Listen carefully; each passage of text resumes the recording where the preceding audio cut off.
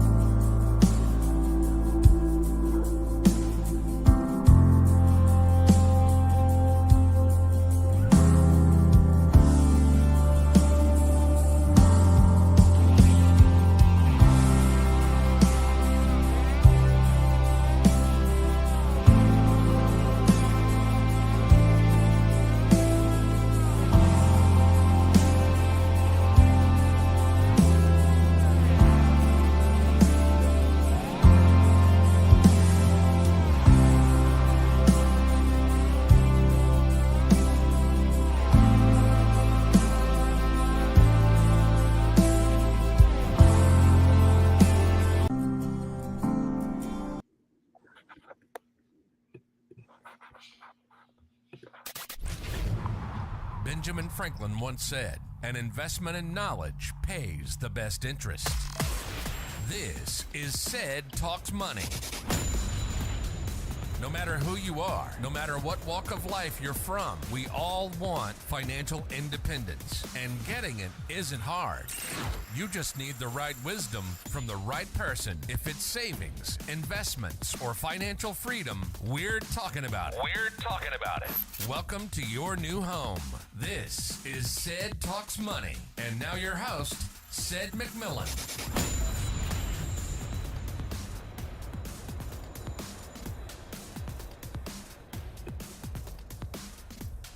Well, good evening, everybody. Welcome to Wednesday in the Word. We are so excited that everyone is on tonight. I know some people are still jumping on, and we're going to, okay, the numbers are coming in, Paul. They're coming in for us. They're coming in hot for us. Right. All right, we got people on YouTube. We got people on Facebook. And we're just excited that you are on Wednesday in the Word on tonight. We have the man, the myth, the legend, the contract doctor on the live for with us tonight. And I just want us to open us up with a word of prayer and give a couple pieces of information, and then I'm gonna shut up because y'all hear me every Wednesday, and I want y'all to get every ounce, every second that you can with this great man of God and what it is that he's doing for our community. Y'all know what that means, our community, with educating and bringing information so that we can really establish generational wealth and do some things that the clear people are doing. So, Father God, I'm so grateful and I'm so thankful for this night. I'm thankful for this day and all the many manifold blessings that you have given us. I'm thankful, Father, for what it is that you are going to do on this live and the lives that are going to be touched through Paul's presentation. I thank you right now that our minds are open, our hearts are open, and we are ready to receive what it is that you have to say to us on tonight. Father, as we begin to strategize and begin to transform our way of thinking, that from the poverty mindset to the wealth mindset that you have established for us from the foundation of this world, we just ask that every assignment, every trick, every plan, every plot, every ploy of the enemy that wants to deceive us, that wants to distract us, that wants to continue to delay us, be destroyed right now. We speak by faith right now that your people are receptive and that they're going to take this information, that they're going to begin to cause it to be a seed to plant that will bring forth a harvest, not only for them, but for generations that come after them. We thank you for all the things that you're going to do and what is going to be accomplished tonight. In Jesus' name we pray. Amen. All right. So everybody know tonight we're going to be dealing with specifically talking about proper estate planning. And one of the things that Paul is going to really dive into a little bit is going to be about trusts and all those type of things and some advantages for doing that. And as he always tells his listeners and his followers, it's not just for the super wealthy. Us regular folk can do some things. And so Paul is someone that I know personally. He has done some things for Lakeisha and I, and he's going to be continue to coach us through some things from business as well as for creating generational wealth. And so from a spiritual standpoint, y'all know I got to give a little quick some about the Lord, and then we'll jump in with Paul. Understand this: the question tonight that I want everybody to ask themselves, if you're taking notes, is what is legacy? That's the first question I want you to ask yourself. What is legacy? And here's what legacy is. A legacy is what you leave with the people you're closest to after you're gone. It's basically what lives on after you die. So the question you have to ask yourself as it relates to legacy, how will you be remembered? So ask from a personal perspective, how do I want to be remembered? And ultimately, it is the impact you made in this life while you were here. Don't waste the time that you have here. We have a lot to accomplish in the dash. I'm sure we've all heard that story, the birth date, the death date, and what we do in the midst of the dash. Understand this great, powerful lesson and this thing that all of us must accept. Every man and woman leaves a legacy. Whether you're rich, you're poor, you're in a mansion or you're in a shack, all of us, white, black, blue, green, yellow, Christian, non-Christian, believer, non-believer, all of us leave a legacy. And the question is not if you will leave a legacy, but because every person will. The question is, what kind of legacy are you going to leave? So we want to look at the life of the scriptures that teaches us all these types of things about money. And so I want us to be able to open our minds, open our hearts, hear what Paul has to say. And I will, do more teaching on this at another week. But right now, tonight, we want to get the practical, because sometimes we can get super spiritual, Paul, and we'll shout. But I want the people to know why they're shouting. So this is the purpose of Wednesday in the Word. This is the pastoral teaching part of me. And so, tonight, fitting, I had to wear my generational wealth builder hoodie. So y'all know I'm going to be marketing that after Paul. So, y'all got to do that. But anyway, with further ado, again, this is the man, the myth, the legend, the contract, Dr. Paul Garner. He is going to take us in tonight. So I hope you are taking plenty of notes. I hope you have your pad ready. I hope you have your pen, your pencil, highlighter, all of that good stuff. When he's done, we are going to have time for questions. So have your questions ready in the chat. We're going to be reading them off. He's going to answer them. And then we'll have some information how you on a one-on-one can get with Paul and do some things. And he's going to do some kind of special things and some special stuff for you guys that are on this tonight. So he'll get with y'all. He'll tell you more about that. So without further ado, the contract doctor, Mr. Paul, it's in your hands. Thank you so much, Sid. I want to appreciate you for inviting me on your platform. Let me bring this thing down so my neck isn't so tilted, So, but thank you very much for bringing me on your platform. I appreciate it. I don't take it lightly. You do not have to do this, and the folks that are under the sound of my voice could be doing something else. So I appreciate you for joining me for this. This is my TED Talk. Appreciate you for joining me for my TED Talk. Am I able to see everyone that's on, Sid?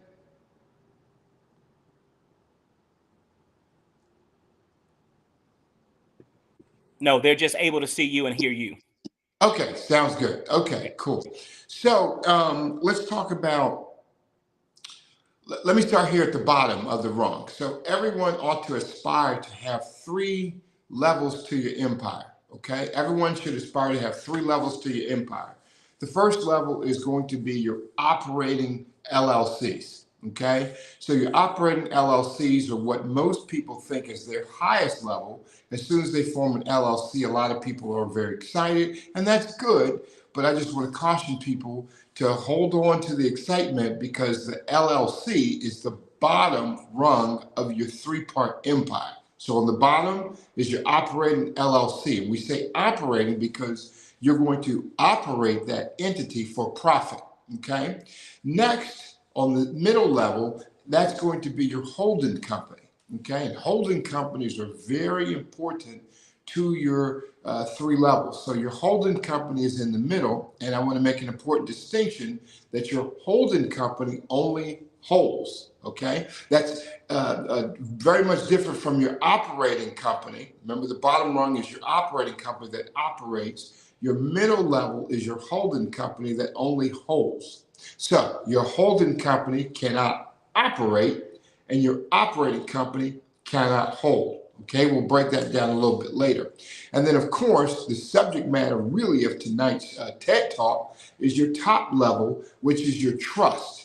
Okay, so you can have a trust, and that's it, but it's better to have a trust and then build a holding company, and then have your holding company own all of your operating entities, whether that's an LLC, partnership, S Corp, C Corp, so forth and so on. How many people understand the difference between a LLC when it's first born, when you first form it, an LLC, a S Corp, and then a C Corp? Let me talk about that real quick to really expand the base of knowledge here. So an LLC, when you first start your business, you really should think about forming it as a base level LLC, limited liability company. If you do that, then the state that you're in sees your LLC as a separate entity from yourself. So there's you, and then over here is your LLC. Okay, and that's what you want. You want the separation. That's called the separation of liability. There's you, your personal assets, and then over here is your LLC and the business assets. So when you form an LLC, you get that. Okay. After the LLC is formed, you're going to get taxed as a disregarded entity. What's that?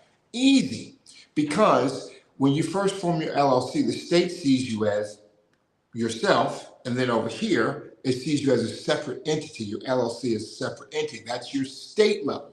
The federal level, specifically the IRS, doesn't see it that way.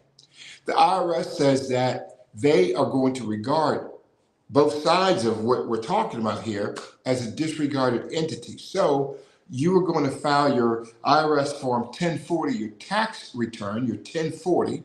And when you file your IRS tax form 1040, you're going to pull down a Schedule C. And on Schedule C, under that 1040, you're going to report that LLC income. So it's on the same form. Okay, that's what we mean by saying that the IRS treats it as a disregarded entity. So recap: when you first start your business, start it as a limited liability company, and that's going to be an LLC, right? And when you do so, you're going to be taxed as a disregarded entity, meaning that you're not going to file a separate tax return for that LLC. It's going to be on your what? On your personal 1040 under Schedule C. At a certain point, some accountants say 40,000 in receivables. I'm sorry, 40,000 in money received, or 45,000. You'll get some accountants, they say different things. I always teach people around $40,000, okay, of money received in the company on an annual basis. Once you hit that $40,000, you want to pick up the phone or open up your email, and you want to contact your CPA, accountant, or bookkeeper and say, do you think we want to file for an S Corp this year?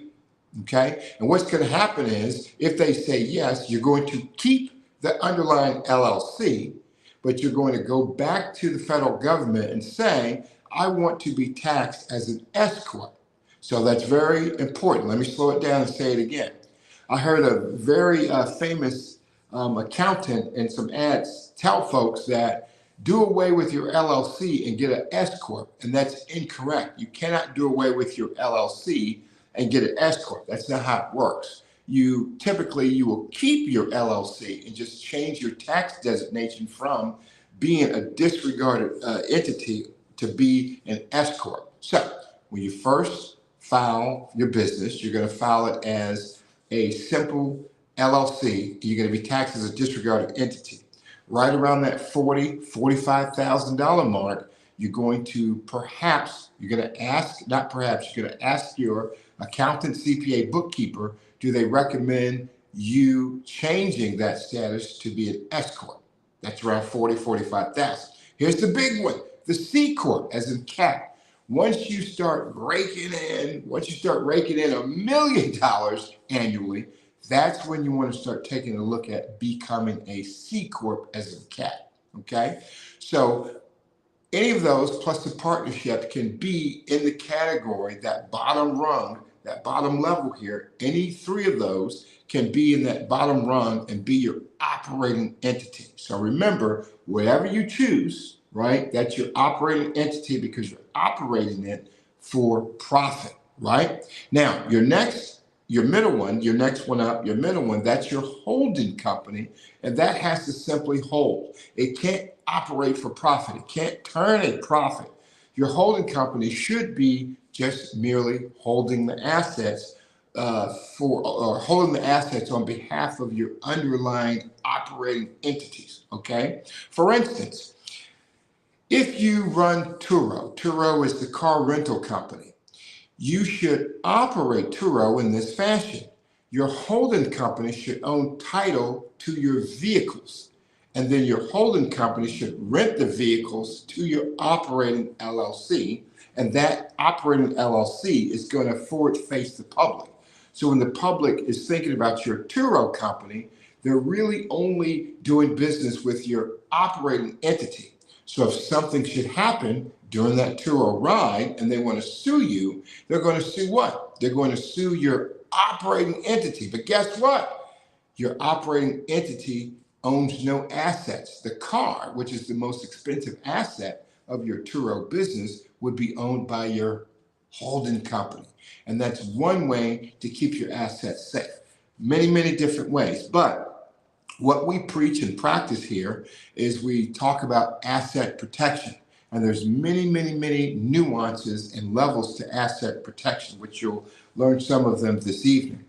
So along with your holding company, the asset protection, you also get significant tax benefits. Oh my goodness. If you think about when I was talking about your underlying entity, your operating LLC, so to speak, you file your 1040 and then you pull down as many different LLCs as you have, you're going to pull down as many different Schedule Cs. So if I, Paul, own and operate 3 different operating LLCs, I'm going to file one tax return, my 1040. I may have 3 separate Schedule Cs, but I'm still filing only one tax return, okay? So, technically I'm filing 3 different Schedule Cs under this one tax return that's under my name. And it's not cost effective. I don't get the full tax savings that way. So with the holding company, I can assimilate the P&L, the profit and loss of all of my underlying LLCs and file everything under that holding company. And the tax savings that are passed on to you are not always, but usually around 30% mark. So anyone who has a high tax bill, think about a holding company because you're going to save 30%. Think about your last tax return, especially if you owed. And can you imagine getting a 30% reduction or an increase of 30% on the tax return that you got? That's what a holding company does. Okay, the preliminaries out of the way. Let's get to the main course here. The main course is going to be at the top of the 3-prong levels here of your corporate empire, and that's going to be a trust, okay? So let's talk about some common things that I hear when I talk to people. Some people say to me, well, a trust is only for deceased people, and that's grossly incorrect. You don't have to, God doesn't have to call you home in order for you to benefit from a trust. There's one of the most famous trusts in the world is a living trust. And that is for your benefit while you are living, while God sees fit for you to stay here on planet Earth. So you have a living trust. So I don't want you to think that you only have a trust for your beneficiaries, those who are going to come after you. You're going to receive some significant benefits from having a trust while you are alive. Some other people will say to me, well, Paul, what entity is a trust? You know, what entity is a trust? And I say a trust is not an entity. A trust is not an LLC. A trust is not an S Corp. A trust is not a C Corp. Trust is not even a partnership. A trust is a stack of papers. A trust is a stack of papers, and it's really a contract. It's really a contract between you and your beneficiaries regarding your assets, okay? A trust is nothing but a contract between you and your beneficiaries regarding your assets. And so just think of a trust as a thick thick stack of papers that sits on your computer, or sits, once you print it, that sits on your desk, right? Now, there's about 150 different types of trusts. There's a pet trust. There's a grantor trust. There's an annuity trust. There's about 150 different trusts that you can have, but all of them fit within two main categories, and that's going to be revocable or irrevocable, or as we say in the business, revocable and irrevocable. But I always say revocable and irrevocable because that more rolls off the tongue, and the ears kind of light up when they hear the term.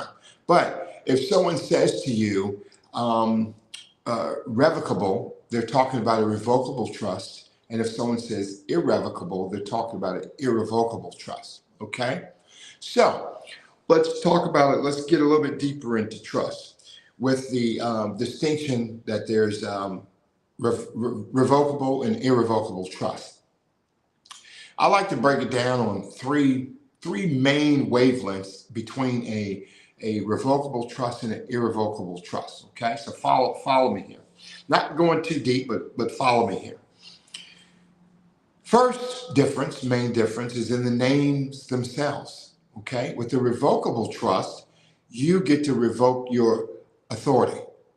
Okay, that means you can make changes, right? That means you can make changes in a revocable trust. In an irrevocable trust, by law, you can't make changes. Usually in an irrevocable trust, an asset that you put into the irrevocable trust must stay. Things that you might put into a trust, whether it's revocable or irrevocable, your house, your homestead, you know, where you lay your head. You may put rental property, fix and flips, buy and hold, Airbnb, things of that nature. You, of course, can put cash, money in a trust.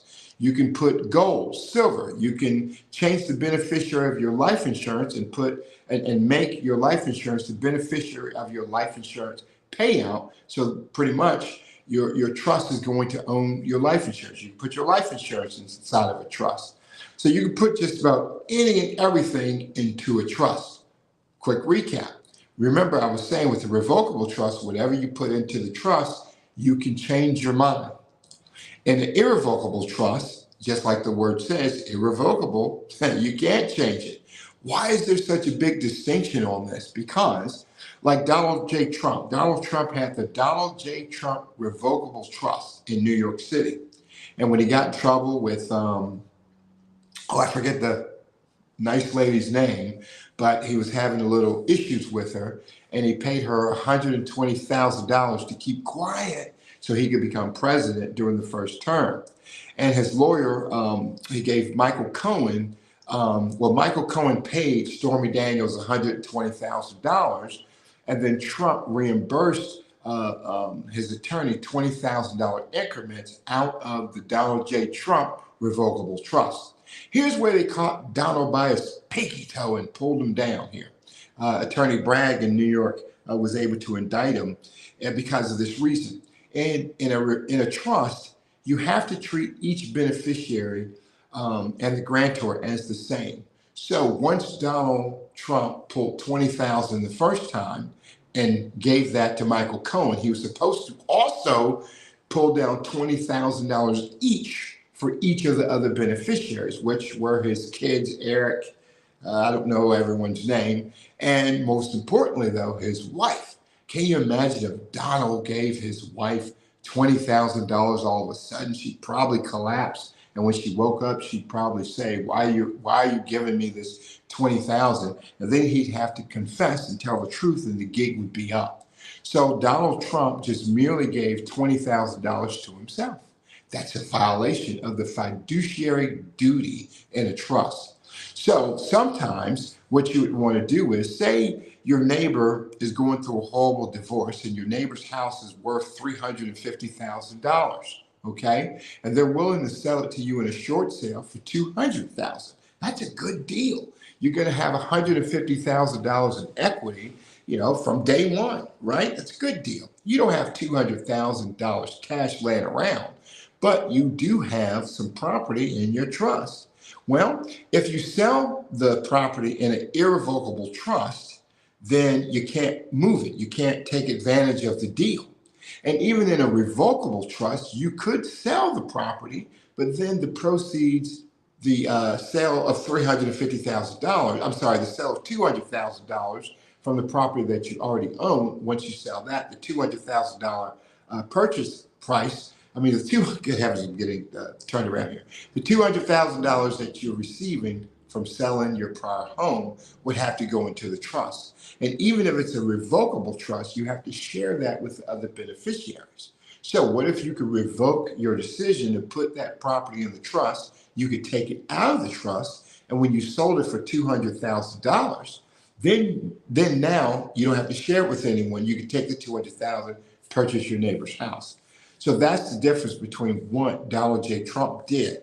He benefited himself to the tune of $120,000. He violated his fiduciary duty to do the same for some of the other beneficiaries. So that's why you make a big deal, whether you want a revocable trust where you could change your mind, take an asset out and keep the money for yourself, or if you have an irrevocable trust, you cannot do that. Okay, so it's an important distinction. The second distinction is going to be in the trustee, in the boss of the trust. So the boss of a trust is the trustee, okay? So in a revocable trust, you could be the boss. In an irrevocable trust, you cannot be the boss by law. You cannot be the boss of an irrevocable trust. It gets worse because in an irrevocable trust, not only can you not be the boss, but anyone that's going to benefit from the trust cannot be a boss as well. So that includes your spouse. That includes your children. And now you may astutely say to me, well, Paul, if I'm going to get an irrevocable trust, good heavens, who's going to be the trustee? I can't be the trustee. My spouse can't be the trustee. My kids can't be the trustee. Who's going to control all of my assets and my wealth, and my money? Well, there's three categories to that as well. First, you look to a sibling. How many of you have a sibling that you trust to look over your wealth?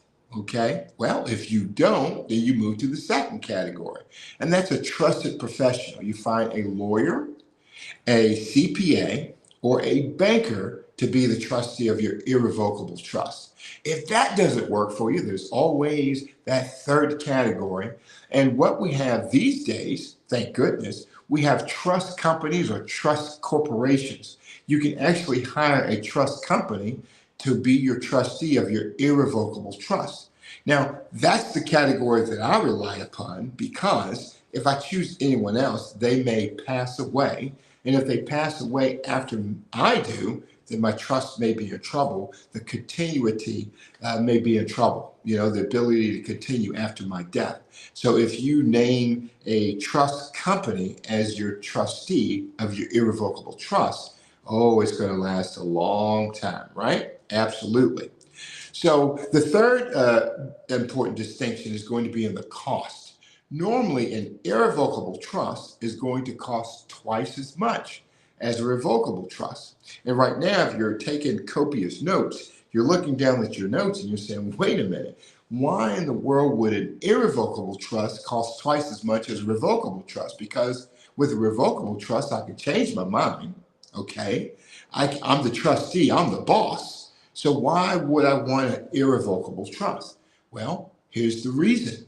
With an irrevocable trust, you can't change your mind, but that might be a good thing depending on your assets, and it might be a good thing depending on what industry you're in, because there's such thing as business trust. And if you're in a litigious industry, not having your name on it, not being able to control it, might be a good thing.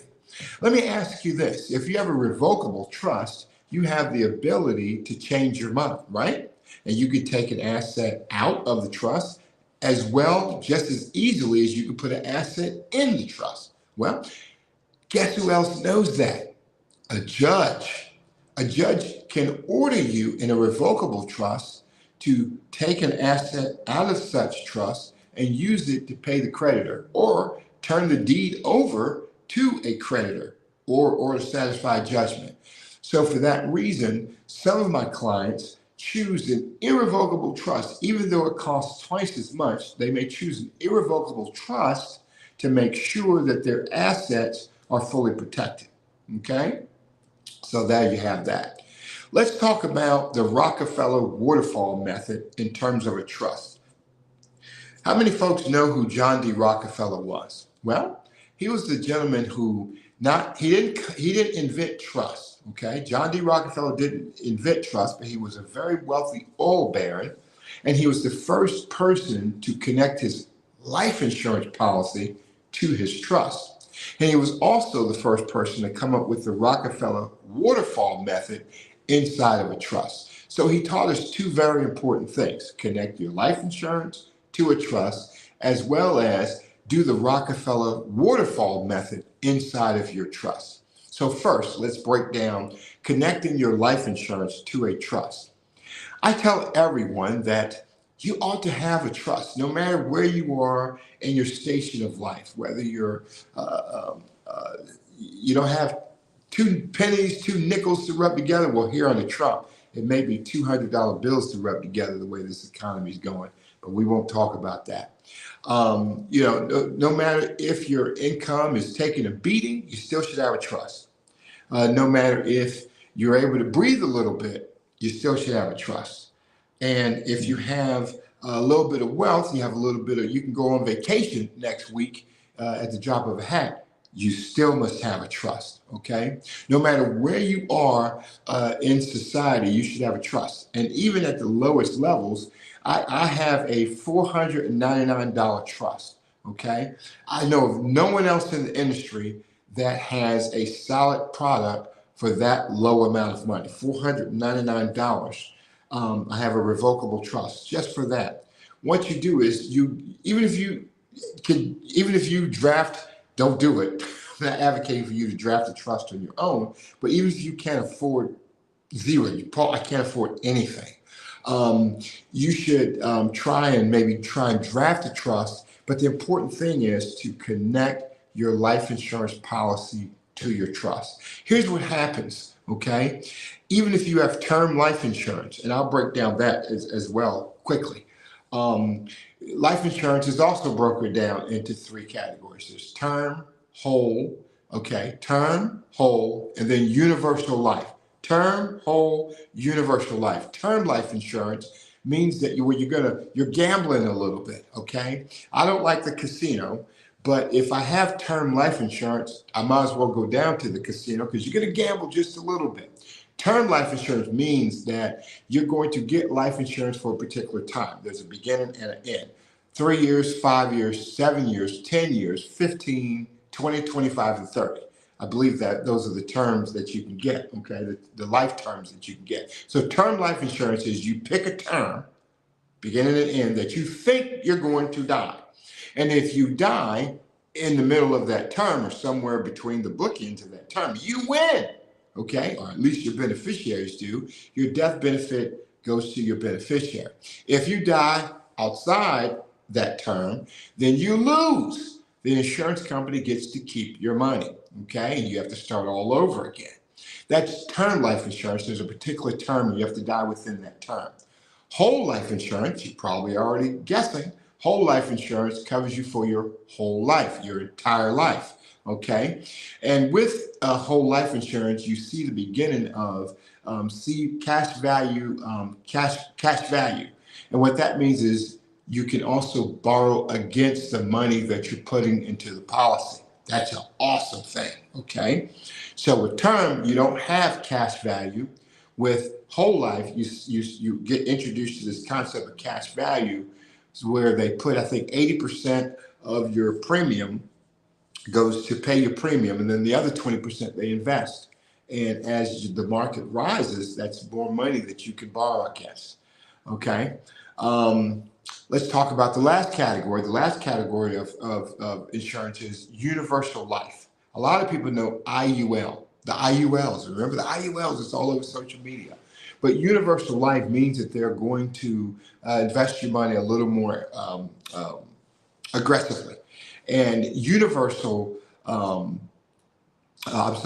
index universal life, they're going to invest your money in an index, okay? S&P 500, any of these indexes that are on the market where you get to put a little bit of money in each of the blue chip stocks, and it grows slower, but it's actually a great product. IUL is a great product, and your cash value component is a higher cash value, so you get to borrow against a IUL a lot more than you could on a whole life. Now, a lot of folks don't know that there's actually two universal life products. One is IUL, the other one is a VUL. And with the VUL, that's a variable universal life. And that's the one that is the most volatile. You can make a lot of money in that one. You can also lose a lot of money. So the older you are, you probably want to stay away from the VUL, and then maybe you have to stay away from the IULs, and then you may have to stay away from the whole lives. And you may have to get a term life insurance, and that's okay.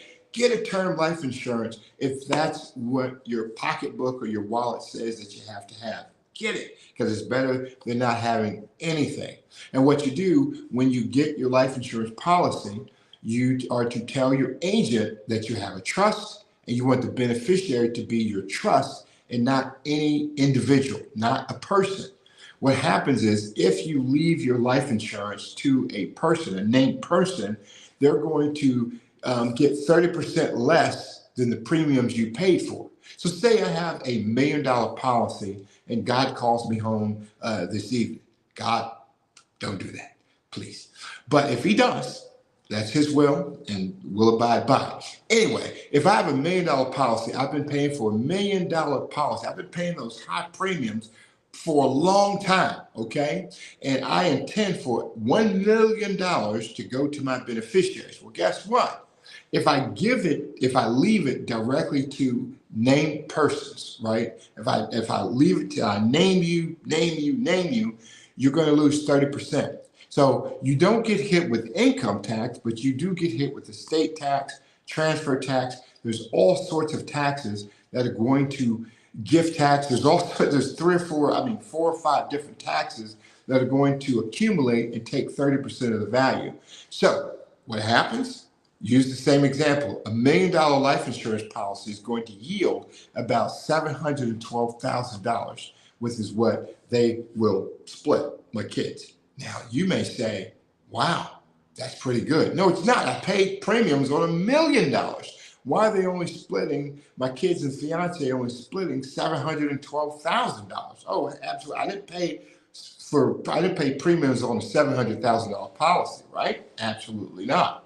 Now, if you do what I'm suggesting that you do, and you have the same policy, in this case, the example is $1 million policy, first, stop at the trust. As opposed to going directly to some beneficiaries, directly going to named beneficiaries, humans, park the money at the trust first. And then you'll get 917. That's a big difference. $917,000 is what they're going to split now.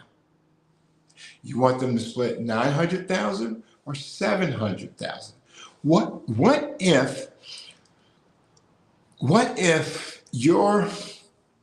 if one of your ancestors could have done a trust for you? I always think about that. What if one of my ancestors could have done a trust for me, right? I could start on second base or third base like Dr. said the clear people do. Some of the clear people start at third base. Some of them even start on home. They don't hit a home run as soon as they're born, right? What if we could set our future generations up to at least start on first base? And if we really work hard, we can start on second base. That's what we're talking about tonight, is generational wealth, okay? That's what we're talking about tonight, is the essence, the beginning of generational wealth. How do you look out for generations that come after you? And you know what? I had a gentleman flat out tell me one day that, I don't care about them. I had to get it out the mud. I had to start from scratch, and so should they.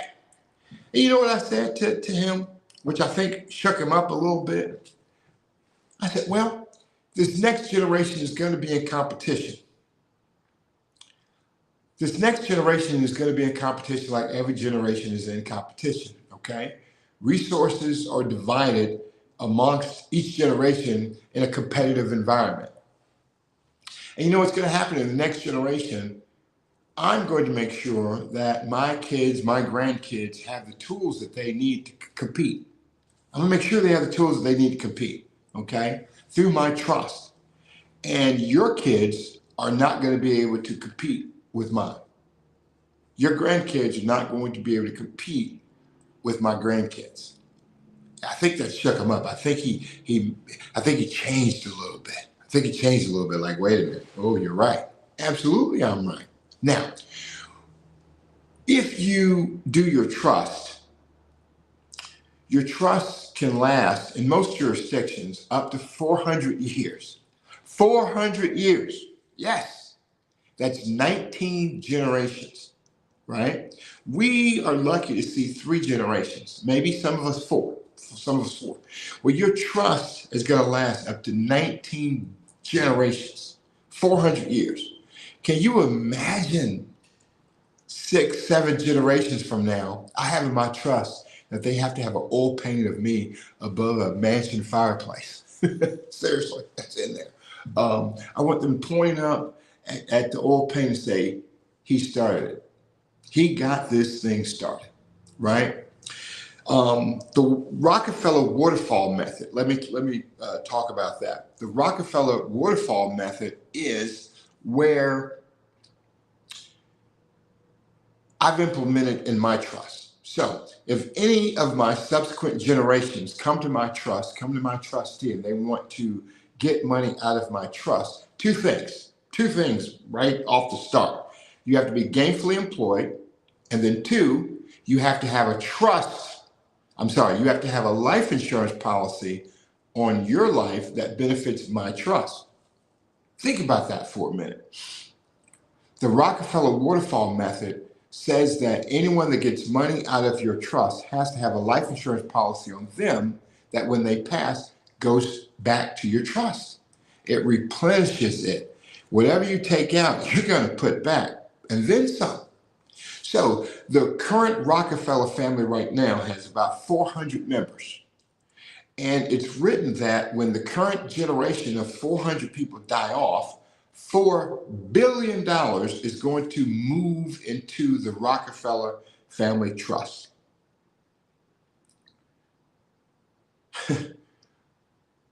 The next generation of Rockefellers is definitely started on home base because they probably already have $1 to $2 billion in there. Now, $4 more billion is going to flood into that trust. Why are we not doing the same thing?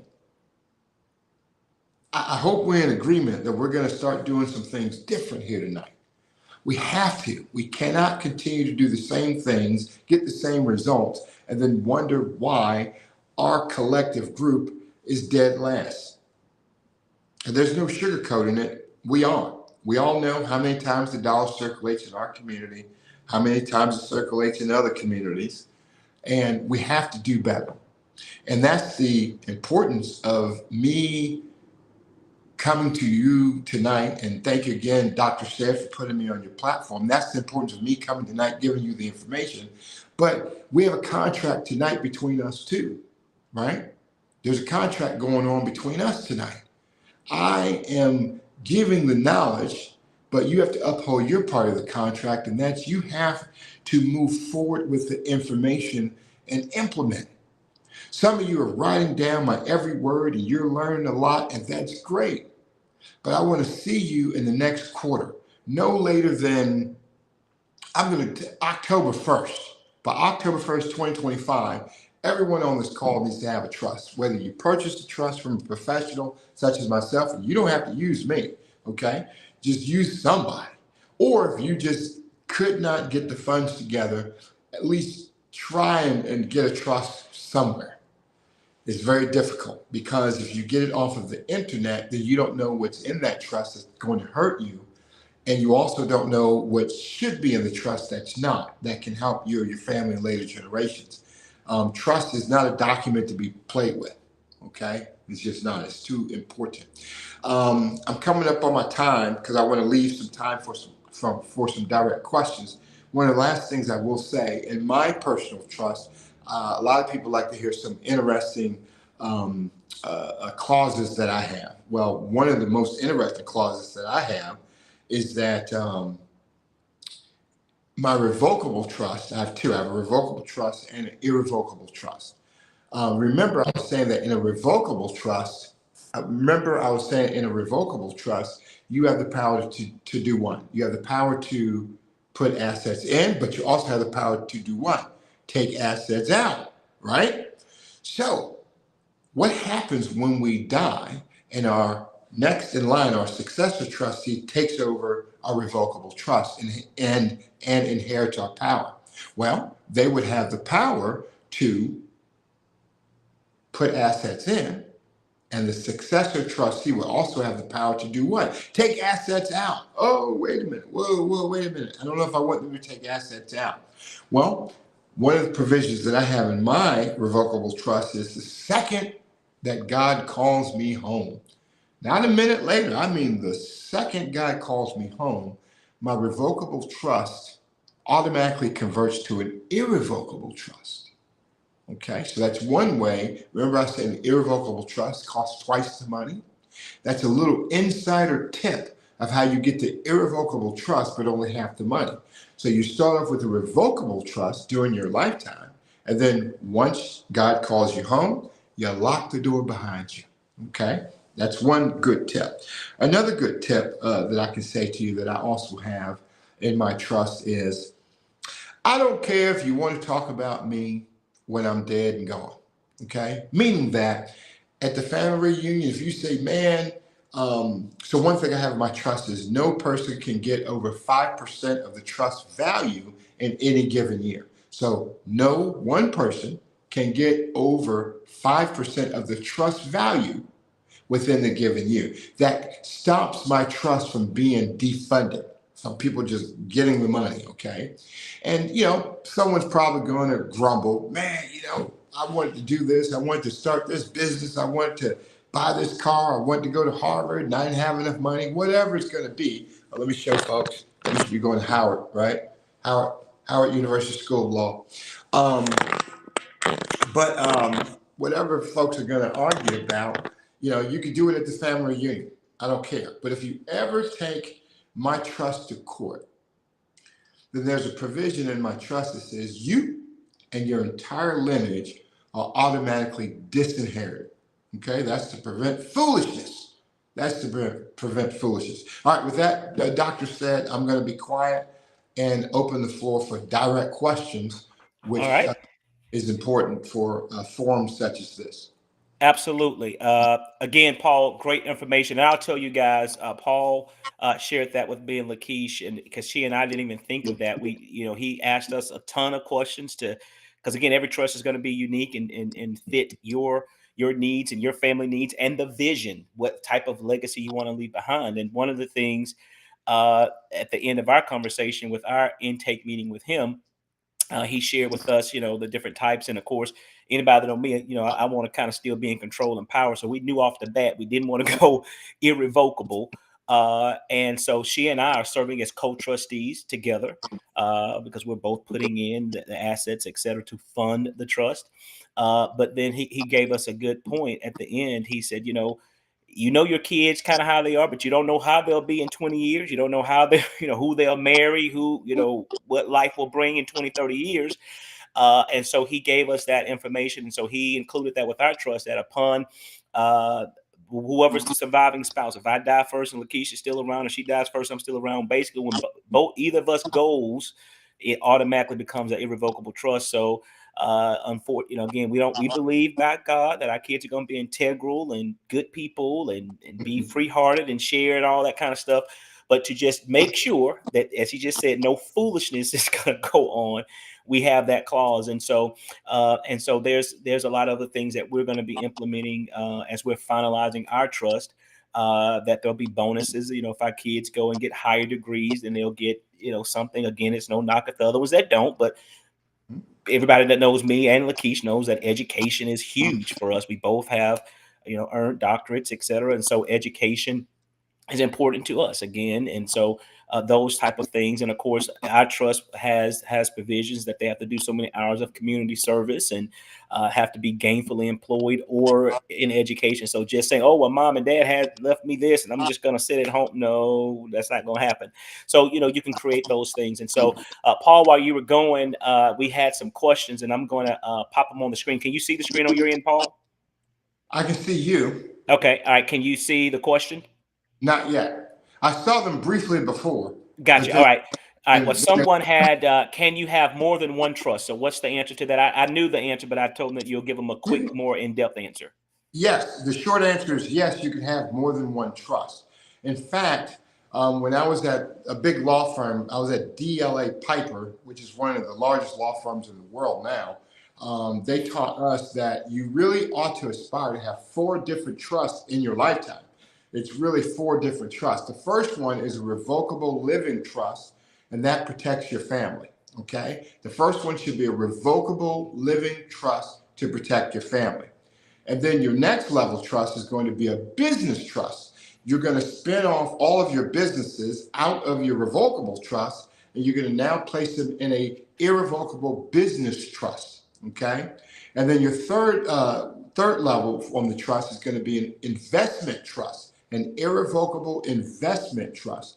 You're going to, at some point, you're going to spin off all of your investments out of the revocable trust, out of the business irrevocable trust, take all of your investments and put them in the third trust, which is the irrevocable investment trust.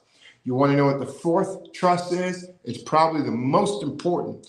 The fourth trust is a 501c3 trust. So not a 501c3 nonprofit that you and I kind of encounter on a day-to-day basis. No. A 501c3 trust has its hand out. A 501c3 nonprofit has its hand out. Right. A 501c3 trust is putting money into those outstretched hands. So a 501c3 trust, you already know what it is. It's called a foundation. Okay, so once you get to that level, that's because some people rush it, but a true foundation means that your accountant, your CPA has come to you and said you're making so much money in your business trust and your investment trust that you have to give some of this money away so that we can lower your tax bracket right before your tax rate is applied. Okay, so take the Waltons who own Walmart. They have to give away some $40-50 million every year. So if they're in the highest tax bracket, they have to pay the highest tax rate. So if they give away 50 million, they'll save 120 million. Okay, how many people are ready for that problem? That I have to give away 50 million so I can save and keep 120 million. So the wealthy understand, and it's not just the wealthy. I know I shouldn't have said that.